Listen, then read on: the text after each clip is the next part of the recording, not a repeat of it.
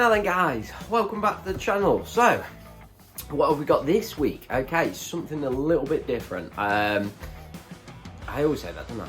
Yeah, something a little bit different. Well, it is different every week, isn't it? Well, I try to keep it different for you anyway, sort of thing. It's, right, what do I keep saying? Right, so, what else? Something different, and alright guys. So, yeah, 3 things I'm going to have to change on this channel, I think. So, alright lovely people.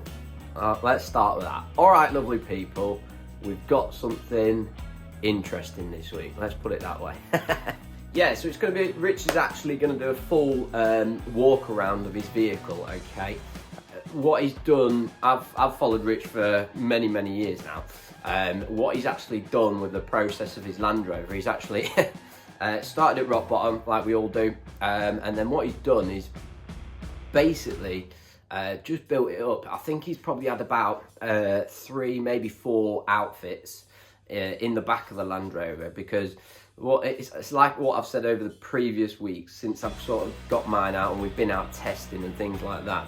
Then the more you use it, the more you know, right, I don't need this or I do need that, and things like that. So, and like I say, Rich has been out. What he's done, he's used his vehicle, he's abused it, and realises, okay, he doesn't really need certain things. And what he's done is he's just throughout it, he's upgraded like the quality of the units and bits and bobs like that. Guys, I really do appreciate it if you give us a thumbs up if you do like the video. Also leave a comment, because that really does help as well. And yeah, let me know what you think about the video. Like I say, we did a trailer one a couple of weeks ago. Let me know if you want some more. Remember, we're doing bits on the Defender. I'll get you some footage on the Defender. And I haven't forgot about a 1,000 subscriber giveaway, honestly. Okay, it is just, I want to, let's do it a little bit closer to Christmas, and then it feels like maybe getting a Christmas present or something, I don't know, whatever. So yeah, let's try that, okay? But yeah, loads of footage to come, loads of decent footage coming. So let me know what you think about the video, guys. This, guys, is Rich's bug out vehicle. It is, as we see, it's called Edna. I'm going to get him to, he knows his truck, obviously better than anybody else. So I'm actually going to get him to just give you a little showdown of it, okay? We're just going to run it from basically what it was, which I could probably get hold of an old picture to show you exactly what it was and what it's to. But things like today, so today, obviously I've packed the roof tent. My sun's out now, typical, but I've packed away the roof tent. And what I've done is absolutely got piss wet through packing that away. So for something like this and what we've been doing, yeah, it's absolutely perfect. 4-wheel drive, it can go exactly where we want. You know, what else can you say? No, I mean, it's got absolutely everything in. I say I'm going to get Rich to just give you a little show round. Basically, just show you what's what. Hi, my name's Rich, I'm from Bug Out Vehicles UK. I'm going to give you a quick walk around of my vehicle. This isn't everybody's cup of tea, but for me personally, living out in the woods for days on end, if not weeks on end, it kind of suits what I do. Originally started out as a 127 Marshall's Battlefield Ambulance. I've since taken the V8 out, taken the manual gearbox out. We've got currently a 300 TDI with auto box. That's the front section of it. We've got the Armoured Engineering front end on it. We've got the Winchmax winch with the Armorline rope, so we can pull its fat arse out if it does get stuck. And I do actually off-road this thing, so don't think it's a pavement princess like a lot of camper vans are. We've got twin snorkels for no other reason that I'm a bit of a weirdo and it didn't look symmetrical, so I had to put a 200 and a 300 one on just to clear my own head. Only one of them actually works. On the front here, flexi solar panel, 100 watts. We also have another 350 watts on the roof, which is more than enough daylight to do whatever we want and really abuse the electrical system. Coming round, just to get in that side, I'll go to the other side. Yep.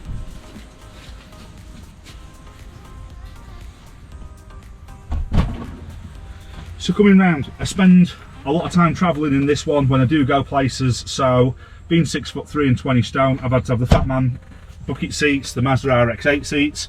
I'm going to say that these are terrible, so nobody else buys them off eBay and I get them cheap.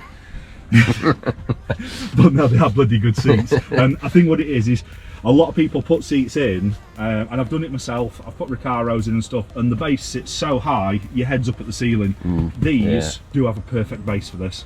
Yeah. Most of the stuff in here is Raptor Engineering. Raptor Engineering cubby box, centre console, top pod, and I've got a binnacle to go in here as well. Good quality, UK made. Yep. Suits me fine. We've got the auto box because driving something this kind of size, when you're off-road and stuff, you don't have to worry about clutch biting points, you don't have to worry about anything like that. You press the go pedal, and if you get stuck, you press it a bit more, and it kind of gets you where you need to go. For driving around on the motorway, things like that, it's a big old lump. It's the equivalent of towing a caravan all the time. So you get to the hills and things with the auto box, it strains a little, but it picks a gear and does what it needs to do without having to hammer through the box all the time. I'm going to change all this up. All these switches are coming out, and I'm going to put another one of my Ogs Beam switch panels in here with my little digital speedo here as well, just as modified. Then up here we've got 360 cameras. This does 360 night vision as well as just covering all my blind spots as I'm driving.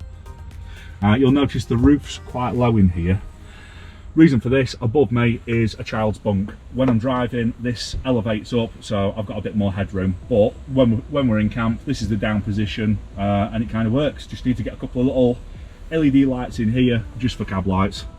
I think probably next thing will be getting the thing soundproofed and some new rubber matting in, because it is loud at the minute, because I've just had a new bulkhead, fully rebuilt the thing, and it's just been very low on the list. Yeah. Get a few more years out of it. So I've gone for the 265 75/16 Cooper STTs. I think they're a very, very good all-rounder. It's not an oversized tyre. It's the same rolling diameter as the original military wheels, just a bit wider and an offset rim. From there, I've had to have the front arches. It really burns buying a full set of wide arches when I only need 2 front ones, but hey ho, I do need some more of these. These are faded and old. Unrated mirrors because it's got more blind spots than Stevie Wonder. We've got 360 lighting as well as the cameras. Yeah. Again, Armoured Engineering side protection, which you do need on something as wide as this, with the ladders going up. We've got a 2-inch lift. I'm slowly ragging out all the terra firma, just because I've run terra firma on several vehicles and it's not the quality it used to be. It keeps sagging, the paint keeps chipping, things like that, and I'm disappointed with it. So I'm slowly replacing for old man Emu until something better comes along. It's just going to have to pay out for the best one, isn't it? There's terra firma was always the middle ground, and they've lost that now. Yeah. Round back. Oh, electrical, wasn't it? Oh yeah, yeah. So in here, I have got one temporary wire that is all over at the minute, which is this one. I put it in for this weekend. But what we've got is we've got the EcoTree lithium batteries. These are the heart of the electrical system. So these produce way, way, way more ampage per kilogram or per size of battery than any lead acid, any gel. It's phenomenal what they'll do. Along with all the Victron control gear. And then we're going to the, like I say, this is just a temporary one that I put in for this weekend while we're sat in camp. Then we've got the Ogs Beam fuse board, which it comes with all the fuses, all the relays built in. You put your pos and your neg on, and then just take off. Then you've got a switch panel in the vehicle for whatever you need. Yeah. Tidy. All these little items. All these little items, there's a lot more detail in individual videos if you want to check the description below. So I'll not waffle on too much and bore you to death. So starting from the top, we've got the old Armadillo 1.4 awning. I do have a much newer 1.6 awning that needs to go on here, but this has lasted me through several years of every conditions. Light bars for the 360 lighting, cameras again. We've got the LED brake and turn signals because it's a camouflage vehicle. I don't want someone else ending me claiming it was my fault for painting it camouflage, like you're driving into a tree. We've got the camp cover trasharoo type thing here. Yeah, great at collecting water for me.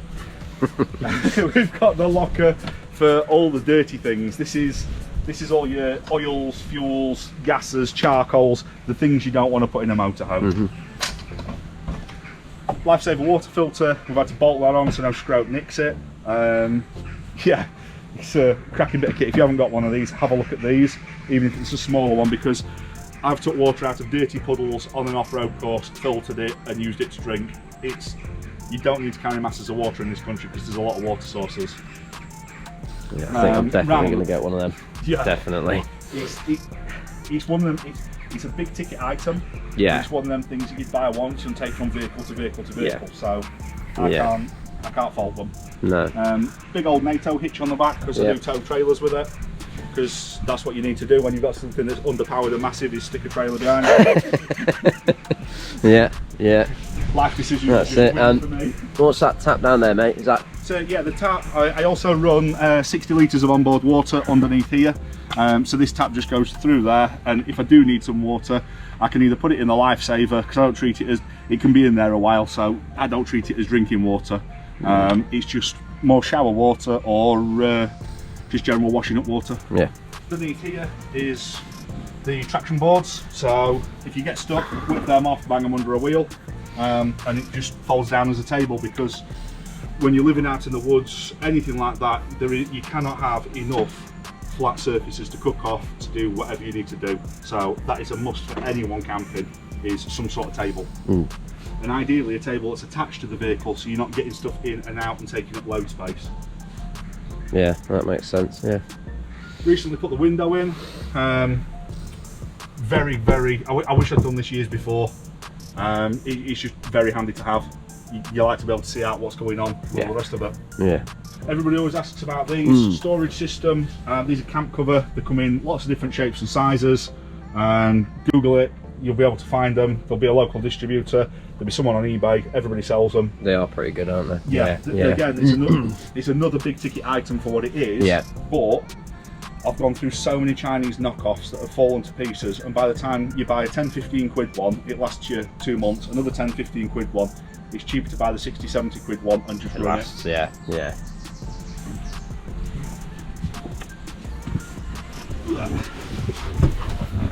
So as it is now, we're in camp, so I've got the bed set up. It's not quite long enough for me, but by doing it this way, I can sleep on a diagonal, no problems whatsoever. The reason it's like this is even when the bed's set up, I still have a full living area. So I can get dressed, I can get changed, I can get out of wet clothes, I can prepare food, I can make a brew. Because the old setup, when the bed was that way, once the bed was turned into a double, you then couldn't get in any of your cupboards, and everything's a compromise. I kind of like this. I can stick the telly on in the corner. We've got the kids' bunk up top. It's full of all my rubbish and things like that, but I'm having a blind made, so we can pretend it never happened. Yeah. That is the next thing, is I'm having like a thermal blind that's made for that gap there. Yeah. So daughter can go in there, pull it down, or I can just put everything up there, because you know it's like when you're in camp, everything has to go somewhere. Yeah. And another one for here, because these curtains and stuff are getting tired, but I've had the thing forever, so it's just a rolling progression. How long have you had it now? 7, 8 years. 7, like yeah. This is the third layout inside it. Yeah. I think this is the winner. The only thing I need to do is get my coffee machine in here. I got rid of the sink, I got rid of the hob, because I found that the only other thing that I did on the hob itself was make my morning brew, and the sink just ended up with dirty cups, and I took them home and washed them. Yeah. Sacked it off, more working space. Yeah. I prefer it this way. I just use my jet boil in the morning if I want a brew, and eventually I'll have an inverter and a coffee machine, because I've got the electricity to play those games. Yeah, definitely. So fantastic. Yeah. Oh, fridge. Happy days. So if you want to take a step back. I am a YouTuber watching a YouTuber interview a YouTuber. So what I've tried to do here is, because we practically live under the awning and do most of the cooking out there, things like that, I've made everything accessible from the door that I readily need. So a lot of the Ridge Monkey cooking gear that I've got is just in here, straight at the door. Anyone can go in and get it. A lot of food and stuff is in here. I've got the 40 odd litre Snowmaster Master fridge. just nicely tucks away. That locks into position through the runners and through this latch here when I'm driving off-roading. Yeah, then in here there is a cassette toilet for my daughter. That opens up and makes a screen, so even if anyone does open the door, she's shielded. And then in this one is just general camping gear, food, things like that. Yeah. It's all done by Dagenham Camper Conversions, and they've done a lovely job. It's a nice finish, isn't it? Really is nice finish. Yeah, they've done a cracking job of it. Especially for those of you that have got bespoke vehicles or vehicles where you can't buy stuff in kit form, get in touch with them because they were so helpful. Measured it all out, CNC'd it all, and it works well. Lifted it in, done. Yeah. Oh, sorry, dog. Yeah, happy days. The finish on it is so nice. It really is. Yeah, it's a lot of coin, but because you've had how many times you done it? It's third time, fourth time maybe, isn't it? Originally, I got a long wheelbase T5 transporter kitchen and just raised the measurements up a bit so it was a bit taller because I've got the height. Yeah. And that went all the way down this side with the bed down the old stretcher side. That was okay, but I couldn't get to anything when the bed was out. Yeah. The bed's out a lot when you're in camp. Yeah. So cut this hole in, remeasured it, rejigged it. I had a big cupboard here, the fridge standalone, and the old units here.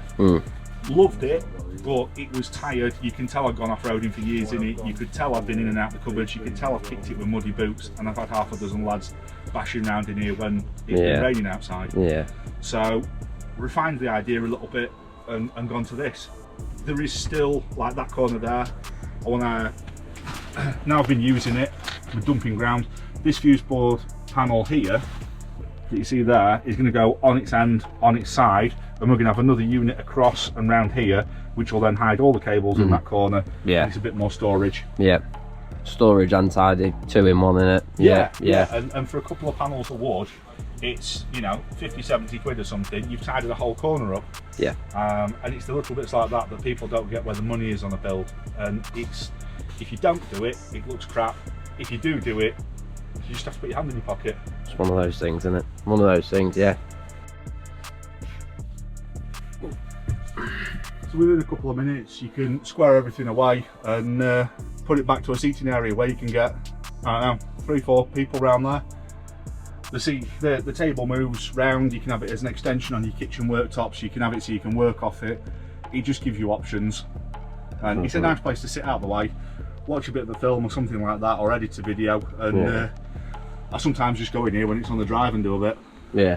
It's not a bad separate place. Little room, isn't it? Yeah, definitely. Awning wise, I've done a few of the Overlandy type ones. I've had all different ones. This at the minute, it's not the most sturdy of them. You do have to make sure he's strapped down and stuff, but because it's a tall vehicle, it's an absolute ball bag to get a lot of awnings out and do them. So I went for the full on this wind out, and for the money, it's really good. I think it was 580 quid, and I paid extra because I wanted a black one. I can't fault it for the money, and it's just absolutely no aggro to get out or put up. And the biggest thing with this is, the whole point of this setup is I can get to wherever I need to go, pull up, and in under a minute I can have the door open, the table down, the awning out, and the brew on the go. So it's just very fast to get everything going as a camp. And then, like now, I've got to clear that table, chuck my chair inside, wind this awning up, and I'm you're on good my way to go, home. aren't you? Yeah. And when I get home, after all this rain, there's no airing things out, anything like that. All I've got to do is empty the fridge before stuff goes off. But even at that, with the electrical system, that fridge has been on for 6 weeks with the vehicle not being plugged in. So it's... Jesus. It works well. That's lifting it the way forward. It's self-sufficient. I can stay here indefinitely. Worst case, in another day or so, I'll probably have to run the engine for an hour. Yeah. But, you know, if this was summer, there'd be enough light in here that I just wouldn't have to. I can procure my own water. I can get my own electric. I've got diesel in the night heater to last for however long. It's a comfy, self-sufficient kind of thing. And I know some people take the whole word bug out and they take it to the extreme and zombie apocalypse and all that crap, but realistically, I like to go to the woods with my mates and just live off-grid and be self-sufficient. And there you go. There we have it. So thank you There we very have much it. For showing your Goes viewers. around. Yeah, yeah, definitely. Link in the description below. It will be, Check yeah. it out. And yeah, if there's any questions, anything like that, just give us a shout. Yeah, yeah. No, so there we go, guys. I hope you like that. It is just a vehicle where it can physically go anywhere to some limitations at some point, but generally it will go everywhere. And look, I mean, like he's just said, you can live off grid for, well, I'm gonna say about 6 days, roughly, give or take, 5 or 6 days. 5 or 6 days, very, very, very comfortably. Yeah. I would actually, if I actually had to stay out for any length of time, as it sits now, I could stay out here a few weeks with what I've got with me, and I haven't packed for it. So yeah, so there you go. It just says it all right there, doesn't it?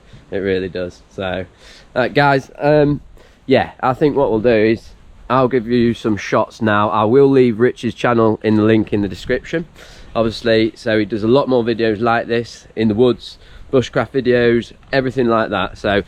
And actually, if you actually want to look at the lithium setup, things like that, also the actual build of it and things like that, if you're into that, I know a lot of people watch my channel for obviously mechanical bits and bobs like that. So it wasn't long ago, like you just said, he'd just done the bulkhead, so that was a complete series you did as well, isn't it? So the DAF build, if you like the builds. Yes, yeah. So major build going on at the minute, DAF build. So if you like this and how this is set up, generally times it by 10. It is a 10.5. It is. Yeah. Times it by 10. Go check his channel out, and it looks like it's just going to start pissing it down. So yeah, I'm not going to get wet again. So there we go, guys. I'm just going to quickly round it up, okay, with a massive thank you, basically, to Rich for showing us inside and out of his vehicle. What an epic vehicle that is, by the way, guys. What a build. Let me know in the comments if you do like these videos, because like I say, we'll plan some more. If you did, and you've stayed all the way through the video, I really do much appreciate that, because it does help with analytics and everything like that. Remember, stick a thumbs up if you do like it, stick a thumbs down if you don't like it. It still all helps with the channel. And remember, please share it into a group or somewhere, basically, where it's actually gonna benefit people, okay? And what we'll do, guys, we shall see you next week. Take care.